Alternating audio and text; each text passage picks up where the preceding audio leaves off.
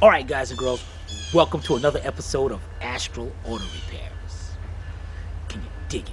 Alright guys, check it out. Behind me, this is weird. Okay, I got a 2002 Workhorse Fastrack FT1061. Also comparable to the 1998 Chevy P30. Customer's complaint is brake pedal goes straight to the floor. No halfway, no nothing, just straight to the floor. So we're going to be checking out to see what's going on right here on Astral Auto Repairs.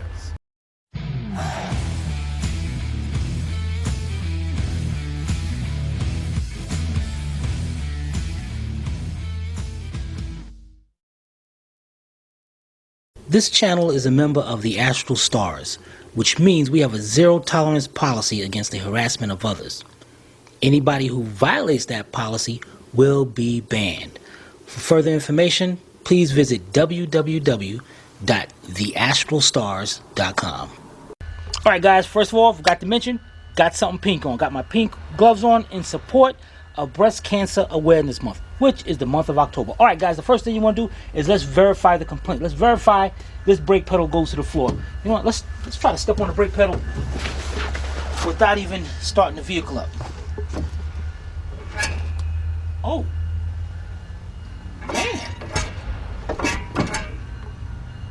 man, that thing goes straight to the floor. I mean, ain't no stopping or nothing. Alright guys, we'll be right back. Alright guys, we're up under the hood and I went to check the brake fluid.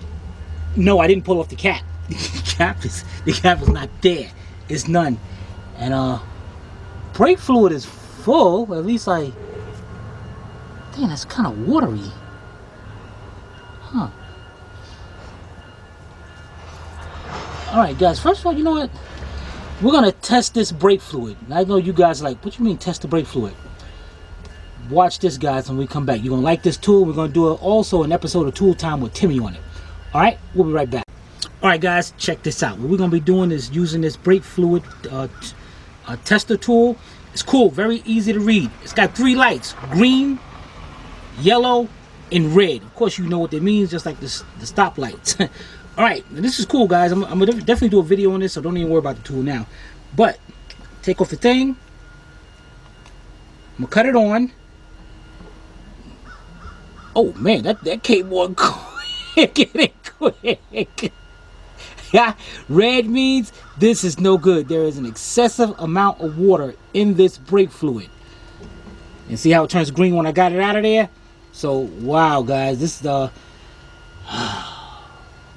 probably from all that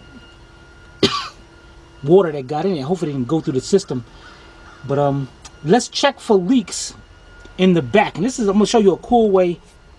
Put this cover back on there. I'm gonna show you a cool way how to check in for leaks in the wheels and all. Alright, we'll be right back. Alright guys, I'm gonna show you what it does when you got good brake fluid. I'm gonna take some fresh brake fluid from this container right here, and we're gonna pour it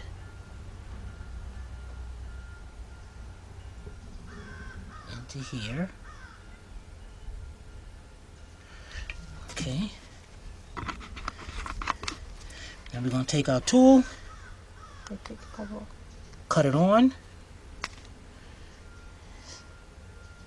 Look at that. See that? Instantly turns green. That lets me know that's some good brake fluid. Alright, definitely guys, I'm going to be doing a video on this. I know you're going to love it because a lot of shops are ripping people off and telling you need a brake fluid flush. Alright, we'll be right back. Alright guys, what we're doing now is looking up under the truck. And what you want to do is look on the inside of each wheel to see if there's any wetness. It's kind of dark up under there, so no, I got it. Don't you worry about it, Sylvia. You got it. See that wheel? See how wet that wheel looks on the inside of the drum and the inside of the tire. Now let's go back over to this side, and you can see how dry that one is. There we go. Okay, let's go back to this one. And you see that one. Alright, and what I'm going to do now, let me see if I can zoom into the front wheels. That one look good. Okay, that one I gotta get a better angle at. But we definitely got something going on, some leaking going on over here. So what we're gonna do now is jack this up and we're gonna get that drum off of there. All right, we'll be right back. All right, guys, safety is number one. As you can see, I got my hydraulic jack onto a board because it would sink into the ground. I got two 4x4s, or the other ones, well, 4x4s, picking the truck up. Then I got the most important part, my jack stand. And because I'm on dirt, I got me a solid base for that jack stand. That is very important, all right? So now that we got this jacked up and into place, let's get ready to take that wheel off. We'll be right back. All right, guys, the first thing we do, no, this is not the lugs, these are hubcap. I mean, these are this part of the hubcap. We'll take the hubcap, pop it off, and it's going to reveal 8 7/8 lug nuts. So we got a 7/8 deep, 1/2-inch drive impact, and got our impact gun. All right, let's get them all off. Be right back. All right, guys, we got them off. Let's get our wheel off. Man, this is one of them sucky ones, man. Where the drum don't come off. We gotta actually take this off, take the things out, and pull this whole thing. This thing is definitely wet, though. Oh, man.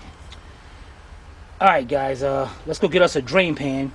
And we're going to need a socket to take these off. You're going to need a drain pan because you're going to lose some gear oil. Alright, we'll be right back. Alright, guys, now we have 8 19mm or 3/4 inch bolts. I got a 19mm deep, 1/2-inch drive. Got my pan up under here. And we're going to go ahead and let's take out these bolts. Be right back. Alright, guys, I'm on my last bolt. And when I take out my last bolt, there is a possibility of the fluid start coming out. Huh. Nothing. Oh, there it is. All right, now what I have to do is get me a rag, and there's a gasket on this one. Make sure. Oh, it stayed there. This is the shaft that goes all the way, and at the end is going to be splines that goes into the differential.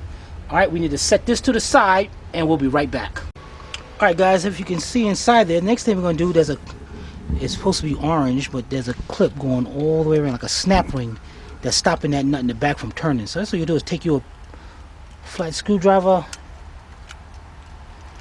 work that around, pop that right off. And the only thing this does is hugs into one of the grooves right there, the threads. Huh? It hugs it? Yeah. Sweet. And it keeps a pin, there's a pin a block right there. I'm going to show you right there in a minute. So I'm going to take a pair of needle nose, and right there, there's that little block of metal that keeps that ring right there from spinning. So make sure you put that back down there. And now what I'm going to do is take the same needle nose, because they got special sockets for this, but you don't need it. That's what you need, a nice pair of long needle nose. You go in there and you go to the groove right there, because it's not loose, not tight at all. Once you get loose, take your screwdriver and then you can spin that off. All right, let's take that off and we'll be right back. All right, guys, this part right here is very important. What I'm going to do now, because we're going to end up leaving this vehicle like this, what I'm going to do is take me a brick,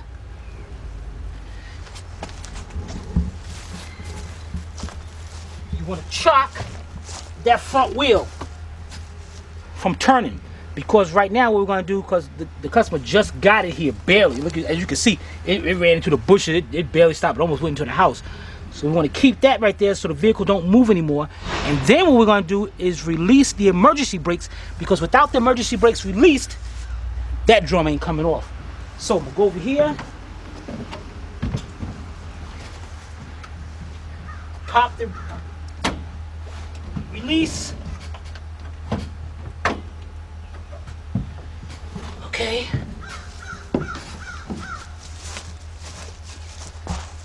Come to the back.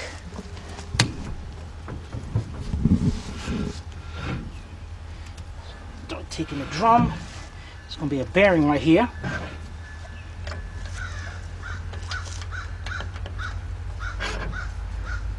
Okay, you can stay in there. Oh, no, this bearing is supposed to. That bearing is actually supposed to come out of there.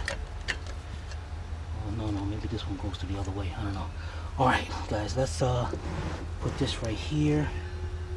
Let's move this out of the way. Now, guys, this got some weight to it, so definitely try to get 2 people to grab this for you. Being at my side job is Batman, I got this. All right, so we're gonna take the drum. Oh man, take it off. Look at all that stuff in there, guys. Look at that mess right there. All right, so this thing is saturated. That means these wheel cylinders are definitely no good. Now the brake pads, the shoes, look really still got a lot of meat left onto them. So what you can do is really clean them with some brake cleaner. Matter of fact, let's get some brake cleaner now. Change these gloves and clean all this up. We'll be right back. All right, guys, got some brake parts cleaner. And I'm gonna do is go ahead in here. Well, I don't know why I did that. I ain't gonna check it out. My main thing is these. Looks like this has been leaking for a little while too. A little? Okay, I want to go ahead and clean all this up and see how it looks when it dries.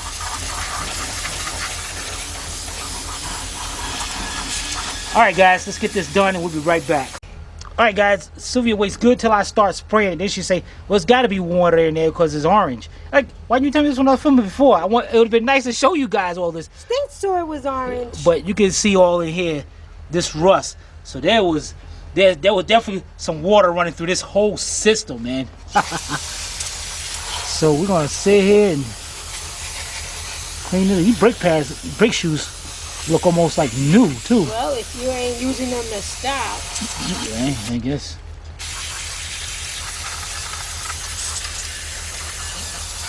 Alright, guys, let's clean this up and we'll be right back. Alright, guys, we cleaned it up. It's drying up pretty good. I'm safe with those. Now, we know we need this. We know we got water in the system. We know we got to drain everything, flush it, put new brake fluid in there and all. Now, rule of thumb is if you got one wheel cylinder going bad, better change the other one. But I can't make the customer do that. What I can only do is give them my advice. It's not leaking, but especially when you're driving a truck, you got to make sure your brakes can stop. So we're gonna let them know. We're gonna get some parts because we definitely got to fix this side, and take it from there. We'll be right back. All right, so today we had a 2002 Workhorse Fastrack FT1061, and we showed you how to test your brake fluid and how to get to your wheel cylinder. Now you guys see what it needs. Make sure you stay tuned to part 2 where we do the work. In the meantime, if you guys have any comments or questions, you can post it below in the comment section, or you can email Timmy at tim@astralautorepairs.com. Hope you paid attention. If not, watch it again. This is Sylvia from Astral Auto Repairs. If we can't repair it, nobody can. See you next time.